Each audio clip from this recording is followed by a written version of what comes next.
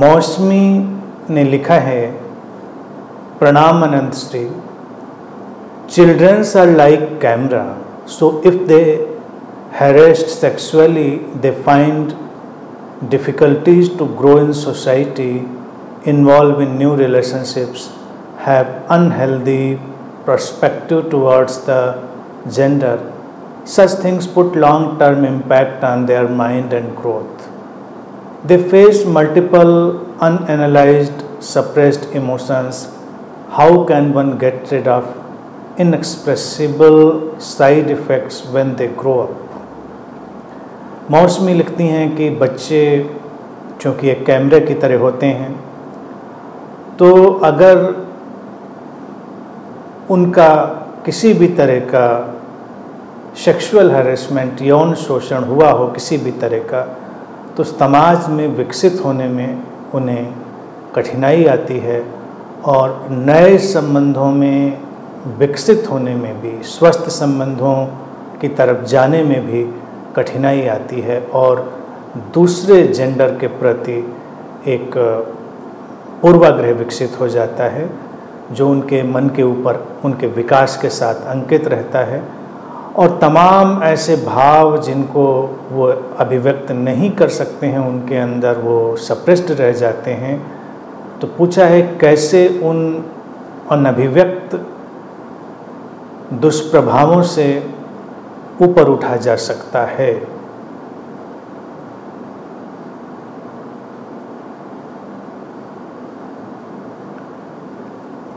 संबंधों की जब बात आए तो इस तरह के प्रश्न मैं चाह रहा था कि आएं और उनकी तरफ हम लोग यात्रा करें। ये बहुत स्वाभाविक है और समझने जैसा है। जो भी देखिए ये जेंडर इशूज़ हैं और हमारे परिवार में बढ़ रहे बच्चों के प्रति जिस तरह का व्यवहार है वो है, उस सबको हमें समझना पड़ेगा। मैंने ये कहा था और अक्सर मैं ये कहता हूँ कि बच्चों का जो अंतर्मन है वो बिल्कुल कैमरे की तरह काम करता है, सब कुछ रिकॉर्ड कर रहा है और आवश्यकता से ज़्यादा रिकॉर्ड कर रहा है। बड़े होकर तो हम तमाम चीज़ों को फिल्टर आउट कर देते हैं क्योंकि हमारी ऐसी कंडीशनिंग विकसित हो चुकी होती है जहाँ पर हमको जो नहीं चाहिए होता है उसको हम हटा देते हैं। लेकिन बच्चे सब कुछ अपने अंदर एब्जॉर्ब कर लेते हैं, सब कुछ को अपने अंदर वो इकट्ठा कर लेते हैं, तो उनके लिए जो समस्याएं हैं, कठिनाइयां हैं, वो भी बढ़ती हैं।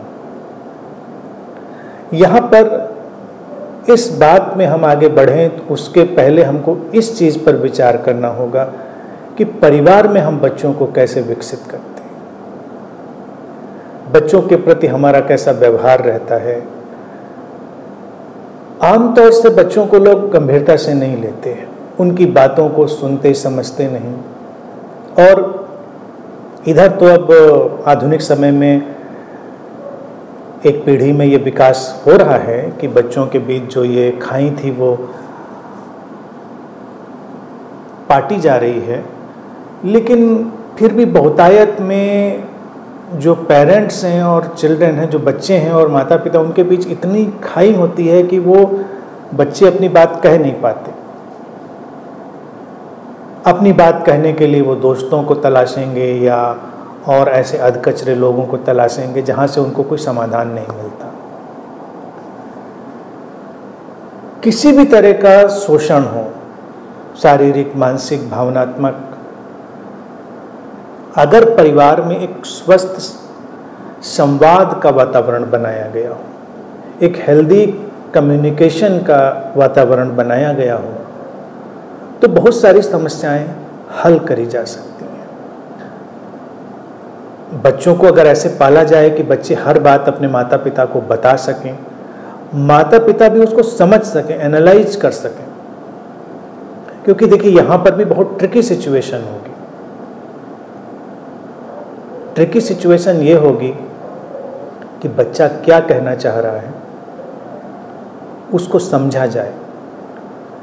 बच्चे की बातों में कभी कभी अतिरेक भी हो सकता है और कभी ना बता पाने की व्यवस्था भी हो सकती है, क्योंकि बच्चे बहुत इमेजिनेटिव हैं, बहुत ही कल्पनाशील हैं, तो उनके एक्सप्रेशन में सारी चीज़ें आ सकती हैं। स्थिति की गंभीरता को उन्होंने कितना कम आंका है और कितना ज़्यादा आंका है, ये हमको बहुत स्वस्थ समझ के साथ एनालाइज करना पड़ेगा। केवल हम प्रतिक्रिया करें ये आवश्यक नहीं है, समझदारी का विकास हो। चाइल्ड एब्यूज एक ऐसा विषय है, अगर इसकी बात करी जाए, पीढ़ी दर पीढ़ी अनेक परिवारों में अनेक अनेक रूपों में घटता रहा है। और हैरान करने वाली बात यह होती है, जो आंकड़े बताते हैं कि ये जो समस्याएं हैं चाइल्ड अब्यूज की,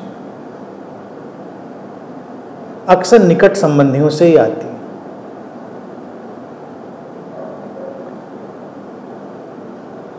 तो प्राथमिक जो काम हुआ, माता पिता बच्चों के अंदर स्वस्थ संवाद का विकास। दूसरा, अगर समाज भी विकसित हो संवेदनशीलता में तो बहुत बहुत अच्छा, लेकिन वो अभी हो नहीं रहा। हमको उसी से काम चलाना है जैसा समाज हमारे सामने है। फिर जो बच्चे उन हादसों से गुजर गए हैं और बड़े हो गए हैं, वो क्या करें, उनके साथ समस्या है। क्योंकि जैसा मौसमी ने लिखा है कि फिर उनको समाज में बड़े होने में कठिनाई आती है, पूर्वाग्रह विकसित हो जाते हैं, दूसरे जेंडर के प्रति एक प्रतिक्रिया पूर्वाग्रह पैदा होता है, तमाम तरह की कॉम्प्लेक्सिटीज पैदा हो जाती हैं, जटिलताएं पैदा हो जाती हैं। और ऐसे में देखा जाए टीन एज, जो किशोर वय है, बहुत ही डिफ़िकल्ट टाइम हो जाता है, बहुत ही कठिन समय हो जाता है। तमाम बच्चे उसमें बहुत जूझते हैं।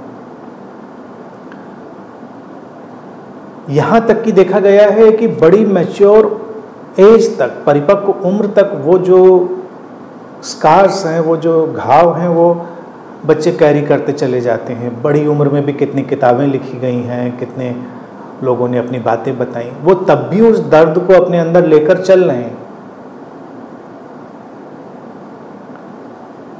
तो यहाँ पर हमको इस समस्या को हल करने की तरफ बढ़ना पड़ेगा। पहला सामाजिक मनोवैज्ञानिक काम था, जहाँ पर हम उस समस्या को हैंडल करें, लेकिन हो ही चुका है जो, उसके प्रति हम क्या करें। अब दो पहलू हैं। एक पहलू ये है कि हम किसी संबंधित व्यक्ति को, या जो भी व्यक्ति रहा हो और बच्चे के, जो बड़ा हो चुका है बच्चा, उसके मन में वो स्मृति है, तो वो उससे लड़ाई लड़े, मीटू का अभियान चलाए, मुकदमे करे, या वो उससे स्वयं को मुक्त करे।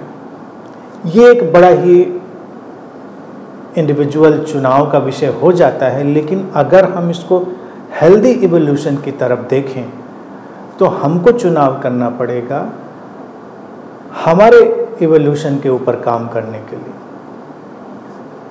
घटना हो चुकी है, जा चुकी है, उसका घाव जो व्यक्ति के ऊपर रह गया है उसको टैकल करना है। और यहाँ पर भी हमको वही अंडरस्टैंडिंग काम में आएगी जिसकी चर्चा निरंतर मैं करता हूँ, जो नॉन डूअर विजडम है, वही काम आएगी। सुनने में कई बार लगेगा ऐसे कैसे, नॉन डूअर कैसे काम आएगी? जब आप बड़े हो गए हैं, परिपक्व हो गए हैं, जो भी बच्चा हो, जो भी सामने हो, वो पीछे लौट कर जब देखे तो वो उस घटनाक्रम को एक घटना की तरह देख सकता है, एक हैपनिंग की तरह देख सकता है कि जो हुआ, जिसमें ना उसका दोष था, दूसरे व्यक्ति का दोष था या नहीं था, ये कानून का, समाज का एक विषय है, जटिल विषय है। क्योंकि दूसरा व्यक्ति अपनी वृत्तियों, अपनी विकृतियों, अपनी तमाम चीज़ों का शिकार, वो भी एक इंस्ट्रूमेंट। अगर हम देखें कि उस क्षण विशेष में एक व्यक्ति की विकृतियाँ, उसकी वृत्तियाँ और समाज के जो संस्कार उसके अंदर पड़े थे, उन सब ने उसको किसी कृत्य में जाने को बाध्य किया, तो उससे हम जो इंडिविजुअल एग्रेशन है उसको हटा सकते हैं, हम बात को समझ सकते हैं और अपने को उस स्कार से, उस घाव से हम मुक्त कर सकते हैं। क्योंकि इसमें दो मनोवैज्ञानिक रूप से घटनाएं घटती हैं कि तमाम बच्चे स्वयं को भी जिम्मेदार मानने लगते हैं और दूसरे को तो जिम्मेदार मानते ही हैं। तमाम बच्चों को अपने अंदर भी कमियां नजर आने लगती हैं और फिर उसका इम्पैक्ट जैसे लिखा है कि स्वस्थ संबंध विकसित होने में आड़े चीज़ें आ जाती हैं, क्योंकि लगता है कि हर कोई ऐसा है, ये भी ऐसा ही हुआ तो दुनिया ऐसी ही है, ये वाली मान्यताएं। यहीं पर ये विजडम काम आती है कि दुनिया ऐसी नहीं है, कुछ लोग ऐसे होते हैं, दुनिया अच्छी है, संबंध अच्छे हैं, लोग बहुत अच्छे होते हैं, संबंधों में स्वस्थ विकास की भी तमाम संभावनाएं निरंतर खुली हुई हैं, नुमरस पॉसिबिलिटीज़ हैं। तो किसी पुरानी बात पर किसी नई चीज़ का आकलन हमको नहीं करना है। यूँ तो कोई कहेगा कि सुनने में बातें आसान है, करना बहुत कठिन है। हो सकता है कठिन हो सकता है, लेकिन अगर हमको स्वस्थ ढंग से जीना है तो तमाम कठिन काम करने पड़ते हैं। तमाम ऐसी अंडरस्टैंडिंग्स होती हैं जिनको हमें अपने अंदर उतारना पड़ता है अगर हमको किसी परिस्थिति के पार जाना है। भले वो लगे कि ये कठिन है, ये कड़वी दवा की तरह है, लेकिन हम तमाम कड़वी दवाएं भी तो खाते हैं स्वस्थ होने के लिए। किसी कंडीशन्ड बिहेवियर से मुक्त होने के लिए हमको अनकंडीशन्ड पैटर्न का ही चुनाव करना पड़ता है। अनकंडीशन्ड अर्थात एक कॉन्शियस पैटर्न। किसी कंडीशन्ड बिहेवियर के प्रति अगर हम भी एक कंडीशन्ड बिहेवियर ही लाते हैं तो कभी मुक्त नहीं हो सकते। कंडीशन्ड रिस्पॉन्स क्या है? क्रिया प्रतिक्रिया, हिंसा प्रतिहिंसा, इसका व्यवहार। अगर किसी ने मेरे साथ ऐसा किया तो हम उसको सजा दिला के रहेंगे, वो कानूनी पहलू, वो उसकी अगर किसी को ज़रूरत लगती है तो वो करे, वो समाज कानून का वो दायरा है, उसकी बात मैं नहीं कह रहा हूँ, वो तो अपने अपने कॉन्सेंस पर है और परिस्थिति की अपनी जटिलता, गंभीरता और उस समय के जो भी पेंच हैं उन पर निर्भर करता है। तो इसलिए ये नहीं मैं कह रहा हूँ कि क्या नहीं करना चाहिए, वो अगर उस समय कानून के दायरे में चाहिए तो वो करिए। लेकिन यहाँ पर जो बिटर मेडिसिन है वो यही है कि हमको आगे जाना है, घटना को एक हैपनिंग की तरह देखना है और अतीत में घटी हुई किसी भी घटना को उस अतीत के फ्रेम की तरह देखना है। वो अब नहीं है, तब था, अब नहीं है, तो उसको आज हम क्यों ढो रहे हैं? हम अपनी स्मृति में उसको आज लेकर क्यों घूम रहे हैं? जीवन में तमाम दुर्घटनाएं होती हैं, तो क्या हम सारी दुर्घटनाओं को और उनकी स्मृतियों को अपने अंदर हम कैरी करते चले जाते हैं? नहीं कैरी करते। लेकिन चूंकि इसमें सामाजिक एक समस्या क्या है, वो ये है कि हम जो भी सेक्सुअल हैरेसमेंट है या सेक्सुअल एक्टिविटीज़ है, इनको भी हम बहुत ज़्यादा हम इनको गंभीर रूप दे देते हैं, जबकि ये भी एक सामान्य अपराध, दुर्घटना, घटना की तरह हम ले सकते हैं। इस पर विचार करना पड़ेगा। ये समस्या बड़ी उलझी हुई है। हाँ, कोई कहेगा कि उसके साथ हमारे मानसिक, भावनात्मक बहुत सारे मूल्य जुड़े हुए हैं, लेकिन मूल्य हमने डाले हुए हैं, मूल्य वो एक्चुअल में नहीं है, मूल्य हमने डाले हुए हैं। तो हम तमाम चीज़ों को भूल सकते हैं। मान लीजिए किसी ने तुम्हें छुरा मारा था, इवन तुम्हें गोली ही मार दी हो, तुम उसको भी भूल सकते हो, लेकिन कोई सेक्सुअल हैरेसमेंट उसको व्यक्ति नहीं भूलेगा, क्योंकि उसको लगेगा ये अलग किस्म की थी। उसको भी हम एक क्षण विशेष की दुर्घटना, विकृति या जो भी मानना चाहें मान सकते हैं और उससे आगे जा सकते हैं, उससे आगे जाना ही चाहिए। और बच्चों को ये ट्रेनिंग हमको देनी चाहिए, ये हमको शिक्षा बचपन से देनी चाहिए कि अगर मान लीजिए किसी के घर का कोई बच्चा है और वो शिकार होता है किसी सेक्सुअल हैरेसमेंट का, तो बच्चे का इसमें क्या दोष है? बच्चे का तो कोई दोष नहीं। वो गिल्ट में जाएगा, वो किसी भी तरह के साइकोलॉजिकल ट्रॉमा में जा सकता है। उसकी आप काउंसलिंग करिए, उसकी हीलिंग करिए, उसको उससे बाहर निकालिए। बाकी जो उसके लीगल एस्पेक्ट होते हैं उसमें क्या करना है वो तो लोग उस समय जानेंगे, लेकिन वो जो बच्चा है ट्राउमा में ज़्यादा जाता क्यों है? क्योंकि उस ट्राउमा को हम इनलार्ज कर देते हैं कि कुछ बहुत बहुत बड़ी घटना घट गई है, कुछ बहुत बड़ी घटना घट गई है। अब एक इसमें उदाहरण के लिए बात देखें। बात सुनने में थोड़ी अजीब लगेगी, लोगों को थोड़ा धक्का भी लगेगा, उनको लगे नहीं ऐसे कैसे।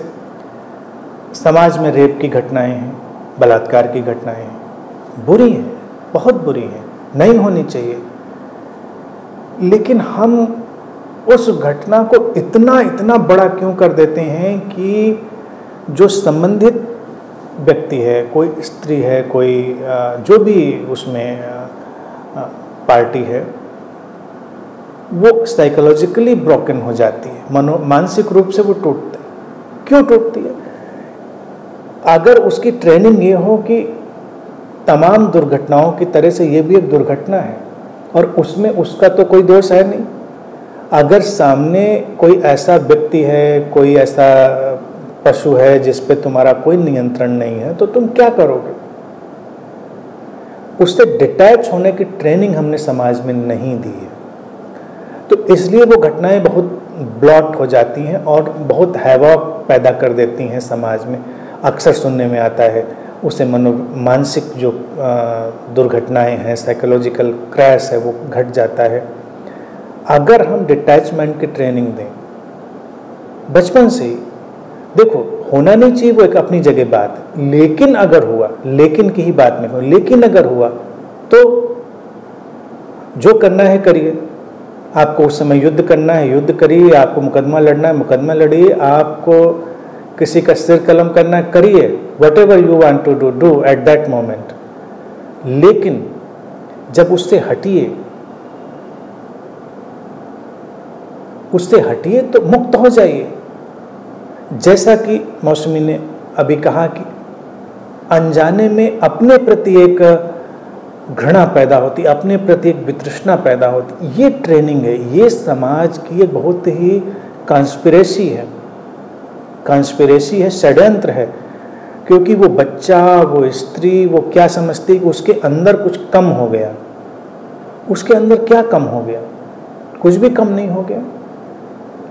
वो जो उसके अंदर इतना शारीरिक शुचिता का, जो फिजिकल सैंक्टिटी है, इसका भाव डाला गया है समाज में, वो उसको एकदम से मानसिक रूप से उखाड़ देता है। अनजाने सामने वाले से क्या लड़ाई करनी है वो बात अलग है, मानसिक रूप से वो स्वयं टूट जाता है। देखिए, जब युद्ध होते रहे, आज भी युद्ध होते हैं इवन, और पहले तो बिल्कुल ये मानी हुई बात होती थी और आज भी है। सेनाएं आती थीं और डिलिबरेटली, जानबूझकर जो स्त्रियां होती थीं उनके साथ एक शारीरिक अत्याचार की पूरी प्रक्रिया संपन्न होती थी, जानबूझकर। ये नहीं कि वो लोग सेक्सुअली फ्रस्ट्रेटेड थे या उनको कोई बहुत इंटरेस्ट ही था सचमुच, वो एक पॉलिटिकल वॉर इंस्ट्रूमेंट था। क्योंकि उन सबको पता था कि इससे हम मनोबल तोड़ते हैं, लोगों का हम मानसिक रूप से जो ढांचा है उनकी शक्ति का, वो हम तोड़ते हैं, इसलिए वो होता था। लेकिन अगर कल्पना करो, हमने अपनी स्त्रियों को ऐसी ट्रेनिंग दी होती कि अगर दुर्घटना तो दुर्घटना है, कोई बात नहीं, हम खड़े होंगे फिर लड़ाई लड़ेंगे, इससे ना हमारा आत्मसम्मान खत्म होता है, ना हमें कोई धक्का लगता है। दुर्घटना है, ठीक है, उससे निपटना है तो निपटेंगे, लेकिन हमारा आत्मसम्मान वगैरह छीन नहीं होता इन बातों से। क्यों कर छीन होगा हमारा सेल्फ रिस्पेक्ट, हमारी जो शुचिता, पवित्रता इन बातों पर निर्भर नहीं करती। कोई आतताई, कोई एजेंडा प्रेरित या किसी विकृति से ग्रस्त व्यक्ति का कोई ऐसा आक्रामक रवैया है, तो उससे हमें क्यों प्रभावित होना चाहिए। अगर ये ट्रेनिंग होती तो वो घटनाएं बंद हो जाती, क्योंकि हम उनको ऐसे ले रहे थे, समाज में हम ले रहे थे, स्त्रियां ले रही थी, पुरुष ले रहे थे, तो हमने उसमें ये सब चीज़ें पैदा कर दी कि ये बहुत बहुत भयानक काम हो गया, लोगों का मनोबल टूट जाएगा। तो बच्चों को भी शुरू से हमको ये ट्रेनिंग देनी चाहिए कि हाँ, ये हमारा अपनी स्वतंत्रता का, निजता का अधिकार है, हमारा शरीर, मन, हमारी निजता का अधिकार है। लेकिन जब दुर्घटनाएं घटती हैं तो महज दुर्घटनाएं हैं, उन पर तात्कालिक जो भी क्रिया प्रतिक्रिया है वो अपने ढंग से हो, लेकिन उसको कैरी नहीं करना है। तो स्मृति में वो एक स्मृति की तरह रहेंगी। कठिन है, मैं जानता हूँ, अभी भी लोगों के लिए, क्योंकि कंडीशनिंग बहुत डीप रूटेड है, लेकिन यही काम करना चाहिए। हमें अपने शरीर का सम्मान करना है और शरीर के प्रति दूसरे के रवैये या रुख से हमको प्रभावित नहीं होना है। दूसरे के रवैये या रुख से हम अपने शरीर के प्रति अपना रुख क्यों बदलें? हम अपने प्रति घृणा, अपने प्रति असम्मान का भाव क्यों लाएं? बहुत सारे प्रश्न हैं और उन पर पुनर्विचार करने की ज़रूरत है, तभी मुक्त हुआ जा सकता है। और अभी के लिए ज़रूरी यही है कि अपने बच्चों से मित्रता करें, फ्रेंडली रहें, वो सारी बात शेयर कर सकें और आप उनको सारी बातें समझा सकें। जब बच्चे सारी बात शेयर करने में सक्षम होंगे तो दुर्घटनाएं एक ब एक बंद हो जाएंगी। आप कल्पना करिए, एक ऐसे छोटे से एक आप कॉलोनी की कल्पना करिए, जहां उस कॉलोनी के हर व्यक्ति को ये पता है कि ये जो बच्चे हैं यहाँ और इनके जो माता पिता हैं, इनके संबंध इतने पारदर्शी हैं, इतने ट्रांसपेरेंट हैं कि बच्चे हर बात अपने माता पिता शेयर करते हैं। तो कोई भी बच्चे से उल्टी सीधी हरकत करने से पहले 1000 बार सोचेगा, क्योंकि उसको पता है बच्चा तो जाके बता देगा। सेक्सुअल हैरेसमेंट ही नहीं, झूठ बोलना, चोरी करना, चीटिंग करना, कुछ भी उसको पता है, हम ऐसा करेंगे तो पता चल जाएगा तो मुश्किल खड़ी होगी। अभी हमारा समाज ऐसा डेवलप है जहाँ पता है लोगों को, जो इस तरह के लोग हैं विकृत मानसिकता के, उनको पता है कि कम्युनिकेशन नहीं होना है, इसलिए ऐसा हो रहा होता है। तो अगर ये संबंधों में संवाद की पारदर्शिता खड़ी हो चुकी हो तो तमाम दुर्घटनाएं बंद हो जाएंगी